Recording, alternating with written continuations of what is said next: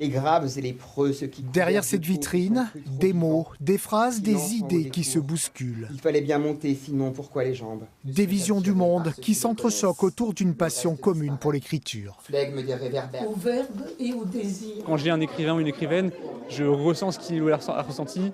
Et il y a quelque chose de connexion entre nous qui est vraiment vital pour moi. Ce qu'on cherche dans l'écriture, on le trouve ici, en parlant avec les autres, en se connectant aux autres. C'est ça qui me plaît, moi. Leurs manuscrits en main, ils sont près d'une cinquantaine à s'exercer à la lecture publique. Le résultat d'un travail littéraire qui a émergé ici dans l'atelier de la boutique d'écriture. Je pense que chacun et chacune a une façon tout à fait singulière d'utiliser une langue qui est pourtant la même pour tous. Et c'est là qu'intervient le travail d'écriture, le travail technique d'écriture, c'est-à-dire comment creuser une parole qui soit le reflet de la façon de recevoir le monde.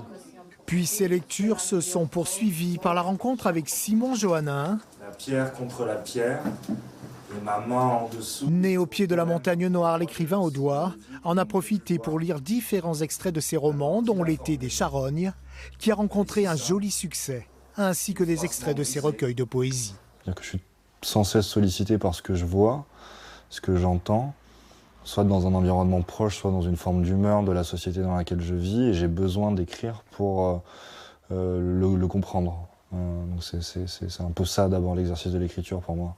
L'écriture reste un espace de liberté, quoi qu'on en dise et quoi qu'on en fasse. Ouais. Cette 9e édition des Nuits de la lecture est devenue au fil des années un outil indispensable à l'encouragement à la lecture. Puisque d'après un sondage Ipsos, un jeune sur 3, âgé de 16 à 19 ans, ne lit pas du tout dans le cadre de ses loisirs.